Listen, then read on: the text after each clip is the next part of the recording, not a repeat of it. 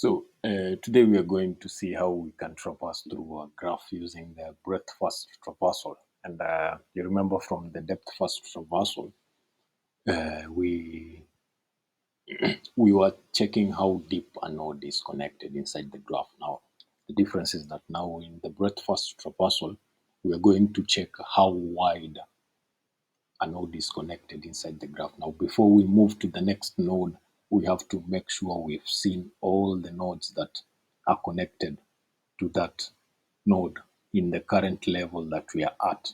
Now, in the depth first traversal, we will move to the next node before even checking how many nodes are connected to that node in that level. So maybe before we talk too much, there are things we should remember. For a queue to achieve, for a breadth first traversal to achieve what we've just said, a queue is used. And you remember in depth first traversal, we were using a stack to see how the node is deeply connected inside the graph. Now, let's just scribble out something. So we are going, as usual, we are going to define the method that we need. And our method will be a static method because obviously we're going to call it from the main method. So breadth first,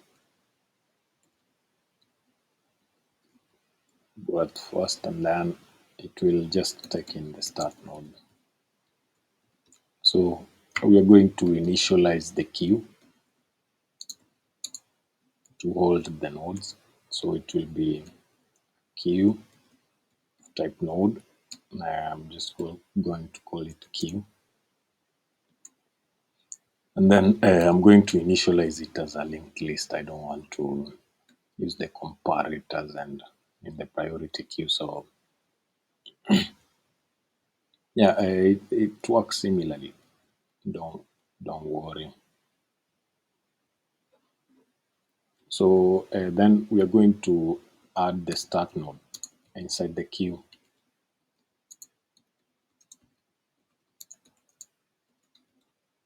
So it will be key.add. We add the start node. Then now, as usual, we perform the condition. We execute the condition.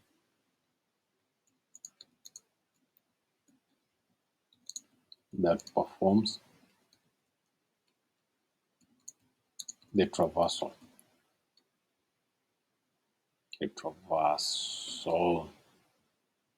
Ah, god damn it.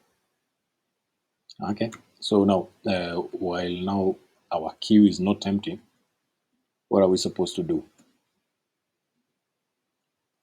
We're just supposed to get the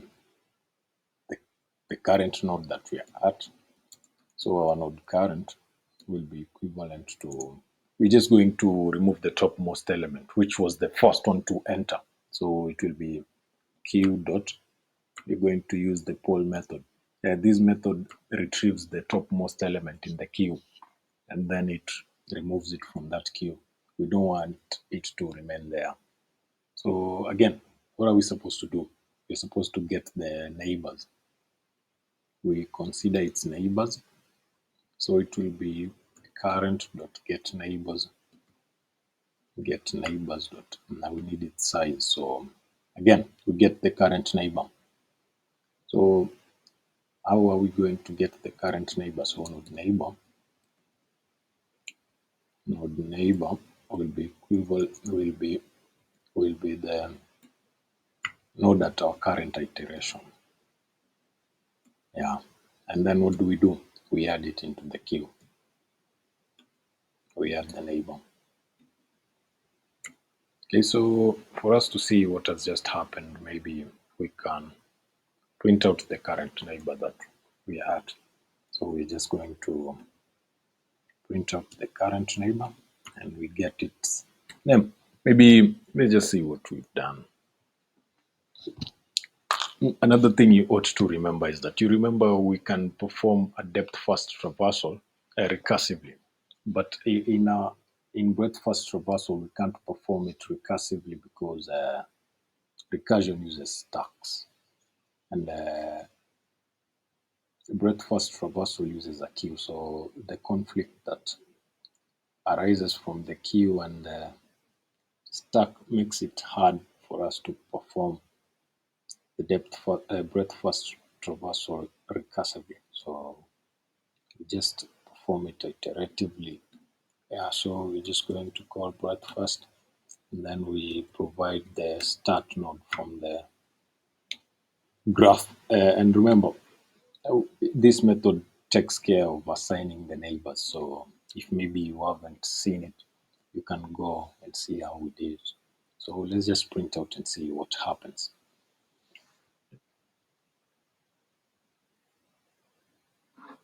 Okay, we've, we've gotten A, B, C, D, and F. Maybe we can just see what has happened. Now from our matrix, you remember A is connected to B and C. Now our current neighbor was A, which we started with.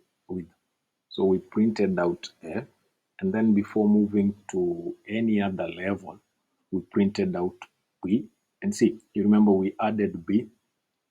Let me just see here from the method. We get the current node, which is our start node at first. So it's A. And then we consider its neighbors, B and C. We add them into the queue, B and C. Now, moving from that level, we consider B neighbors, and then we add them into the okay. The loop terminates after adding B and C, and then we come back to the while loop. Q is not empty. We have B and C. We print our current node. Our current node now will be B. Remember, we use a queue uses the FIFO architecture, first in, first out.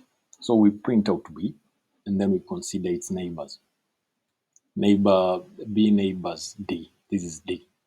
So we add D into the queue, and then we move forward. Now our queue is not empty. So what do we do again? We print our current node, which is our topmost element.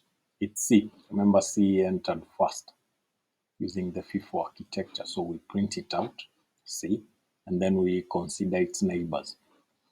C neighbors what? C neighbors E.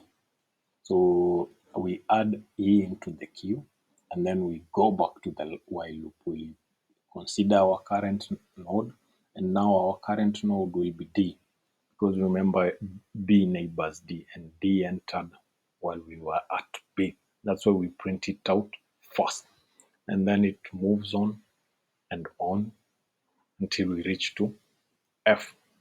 So now remember, now it's your choice whether you use a breadth first or a depth first traversal. But now there are some scenarios where we need depth first over breadth first if we need to achieve a certain task faster than the other. Maybe let's say we wanted to see if a node is connected to a certain node in the graph, where we won't choose a breadth first traversal because it will waste our time maybe in moving through the levels. Maybe we will just want to move very fast using a depth first traversal. There's so many examples, and we will see them as we move on. Yeah.